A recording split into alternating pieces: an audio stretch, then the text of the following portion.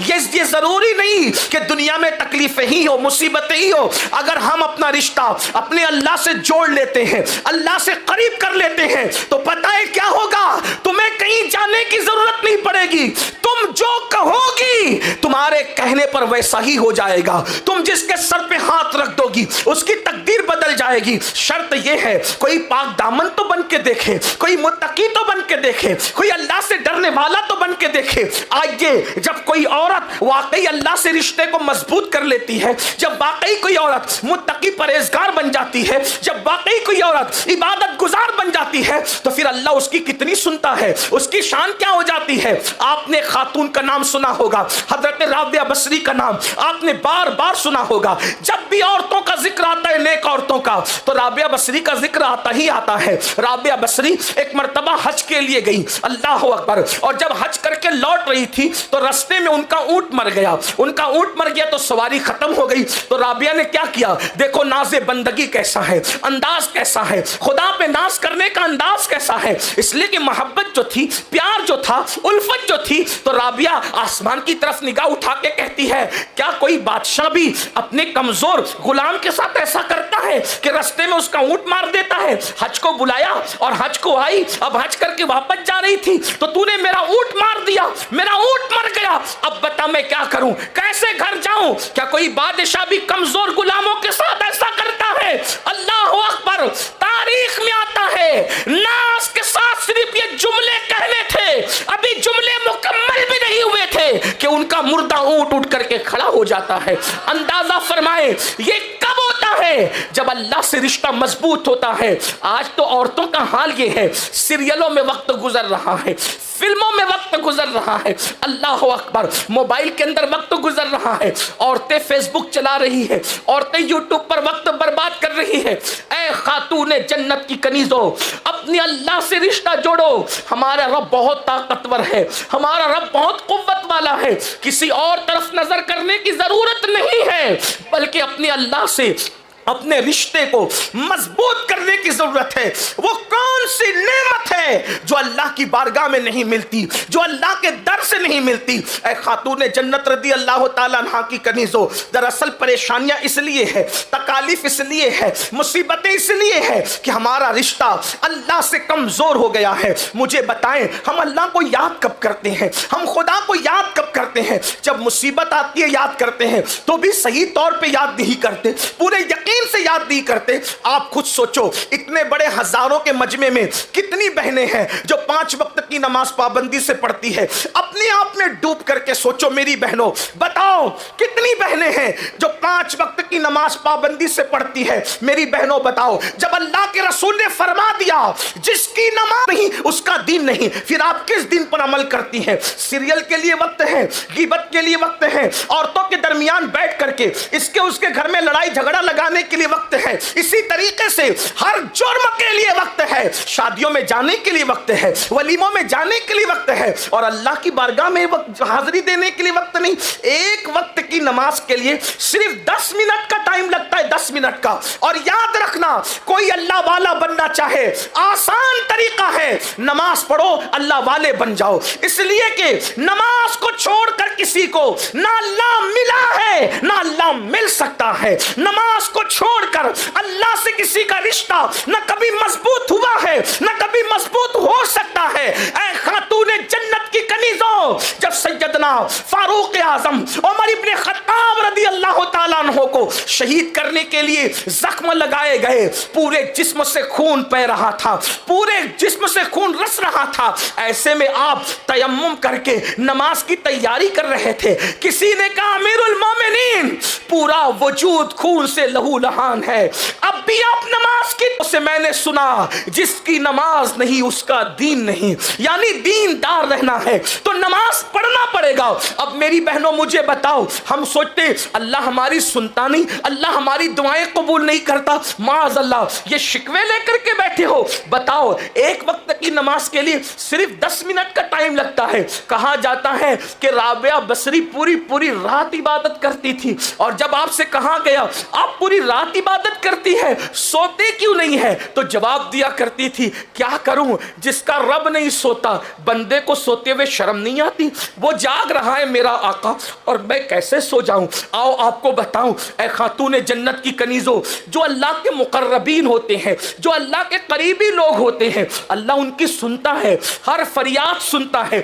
ہم نے سب کے قریب ہونے کی کوشش کی، رب کے قریب ہونے کی کوشش نہیں کی۔ ذرا رب کے قریب ہو کر تو دیکھیں، پھر دیکھنا واللہ تمہیں تعویذات کی ضرورت نہیں پڑے گی۔ رب کے قریب ہو کر دیکھیے، آپ کو وظیفوں کی بھی ضرورت نہیں پڑے گی۔ رب کے قریب ہو کر کے دیکھیے، کنیزیں بک رہی تھی۔ پہلے انسان خریدے اور بیچے جاتے تھے، غلام اور کنیزوں کی شکل میں انسان خریدے اور بیچے جاتے تھے۔ اللہ اکبر! اے خاتون جنت کی کنیزوں، حضرت عطا نے دیکھا ایک پاگل کنیز بک رہی ہے، ایک جس کو لوگ پاگل کہہ رہے تھے وہ پاگل کنیز بک رہی ہے۔ اللہ اللہ! جب اس کو بکتے ہوئے دیکھا تو حضرت عطا وہاں پر تشریف لے گئے۔ بڑے محدث تھے، بڑے عالم تھے، وہاں صوفی بھی تھے، وہاں تشریف لے گئے تو لوگوں نے کہا یہ پاگل کنیز کون خریدے گا؟ تو چند درہم دے کر پاگل ہونے کے بعد بھی خرید لیا، اور جب اس کو گھر لائے اللہ اکبر تو وہ پاگل سمجھ کر کے اس کو ایک جگہ پہ رکھ دیا، اور رکھنے کے بعد جیسے ہی رات ہوئی،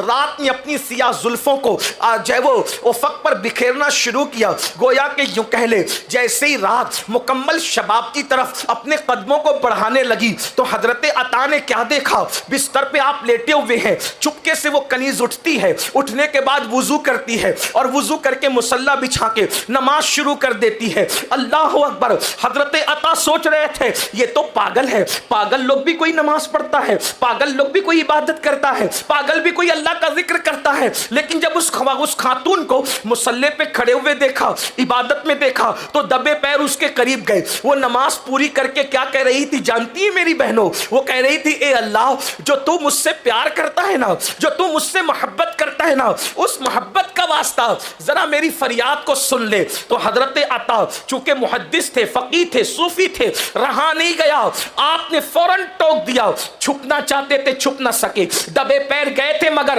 برداشت نہ ہوا، زبان سے نکلا اے کنیز اپنی زبان پہ کنٹرول کر، ادب کی حدوں کو پار نہ کر۔ تو اتنی بڑی ہو گئی کہ تو کہہ رہی ہے کہ اللہ تو مجھ سے جو پیار اور محبت کرتا ہے اس محبت کا واسطہ میری فریاد کو سن لے۔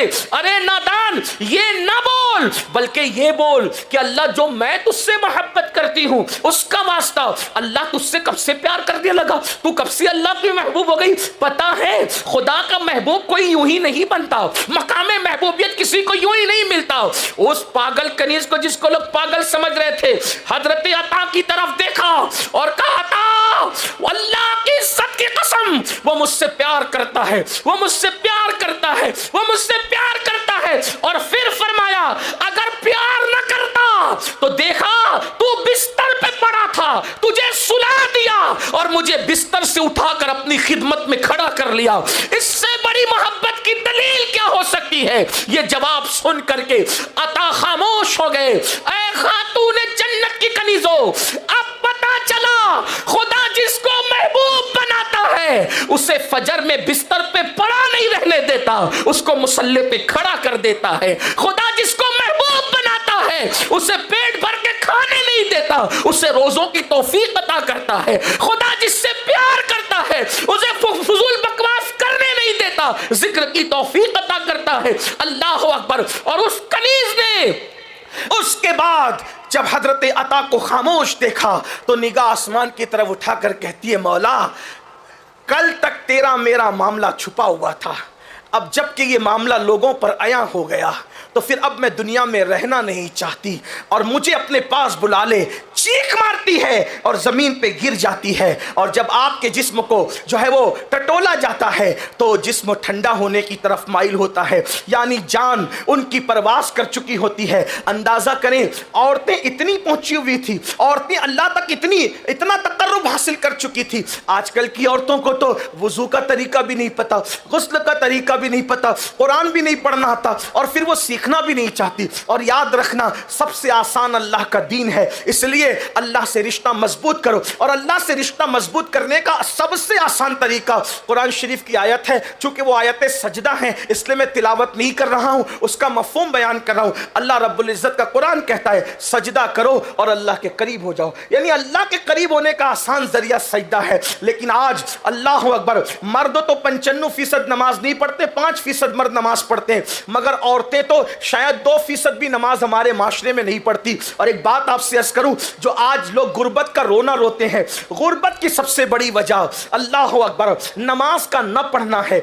अल्लाह अकबर, याद रखना, अल्लाह के रसूल अलैहिस्सलाम ने इरशाद फरमाया कि जो नमाज छोड़ देता है अल्लाह उस पर 15 मुसीबतें मुसल्लत करता है। उसमें से पहली मुसीबत ये आती है, अल्लाह उसकी रोजी से बरकत उठा लेता है। बताओ, जिसकी बीवी खुद बेनमाजी हो, जो खुद बेनमाजी हो, जिसके बच्चे बेनमाजी हो, फिर उनके घर में बरकत कैसे होगी? रोजी के लिए दर दर की ठोकरें खाने वालों, रोजी के लिए इधर उधर भटकने वालों, और रोजी में बरकत के लिए कभी मौलाना साहब के पास, कभी तावीज़ वाले बाबाओं के पास, कभी मशाइख के पास चक्कर लगाने वाली मेरी बहन, हम तावीज़ के मुखालिफ नहीं है, बात को गलत तरफ मत ले जाना, लेकिन इतना जरूर कहता हूं, जो इधर उधर दरवाजे पे चक्कर लगाती हो ना घर की बरकत के लिए, कभी बंदिश के लिए, कभी इसके लिए, कभी उसके लिए, मेरी बहन तू यकीन के साथ 5 वक्त की नमाज पढ़ के देख, सजदा करके देख, तब तुझे पता चलेगा कि सजदे में क्या है। और सजदे में सर रखकर यकीन से जो मांगा जाता है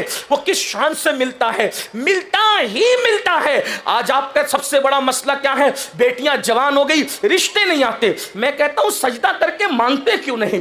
रात के आखिरी हिस्से में, रात के आखिरी पहर में अगर कोई वुजू करके अल्लाह की बारगाह में अच्छा वुजू करके 2 रकअत नमाज पढ़ के जो मांगे, आंसुओं की बरसात में अल्लाह अता करेगा।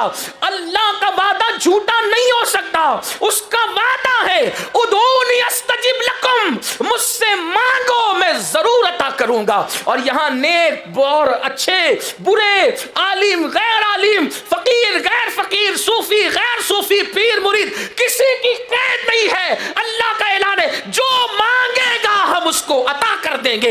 ये जो आपने पहाड़े पढ़ रखे हैं कि मौलाना हम गुनहगार है, याद रखना अल्लाह जैसे गुनहगारों का रब है, नेकोकारों का भी रब है। जैसे नेकोकारों का रब है वैसे ही गुनहगारों का भी रब है। उसकी यहाँ दुआ की कबूलियत में नेक और बद में ज्यादा फर्क नहीं है। दुआ की कबूलियत के लिए नेक होना शर्त नहीं है, दुआ की कबूलियत के लिए यकीन का होना शर्त है। जब यकीन से दुआ मांगी जाती है तो अल्लाह ताला सबको अता करता है। बल्कि बड़ी माजरत के साथ, अगर आपको ये बात हजम नहीं होती तो मैं साबित कर सकता हूं, अगर काफिर भी मेरे अल्लाह से यकीन से मांगे तो अल्लाह काफिर को भी महरूम नहीं करता।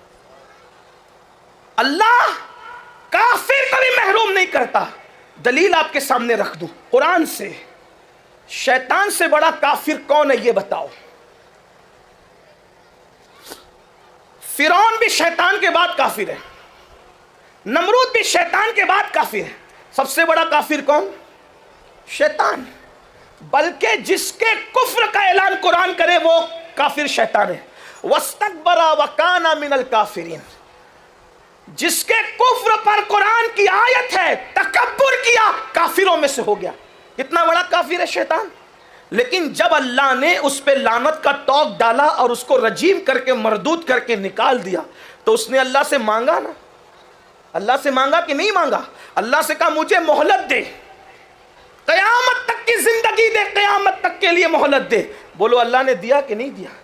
जो अल्लाह शैतान को महरूम न करे, वो मांगे तो अल्लाह शैतान को दे दे। तो जब वो शैतान को अता कर सकता है, दिया कि नहीं दिया मोहलत?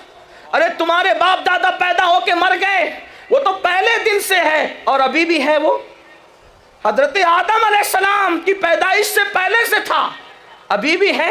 मांगा ना उसने, उम्र मांगा, अल्लाह ने दिया कि नहीं दिया? कभी शैतान बीमार पड़ता है? कभी उसको कोरोना वगैरह की वबा लगती है? कभी उसको ताउन वाउन इतने सब आए, कुछ लगा उसको? वो हट्टा कट्टा है क्योंकि मांगा उसने और अल्लाह ने दिया। और दिया तो जो मरदूद कोई शान से अता करता है वो महबूब की उम्मत को क्यों अता न करे? हम तो माइल बकरम है, कोई साइल ही नहीं, राह दिखलाए किसे, राह रवे मंजिल ही नहीं। अपने अल्लाह से अपने रिश्ते को मजबूत करें। जब खुदा से रिश्ता मजबूत होगा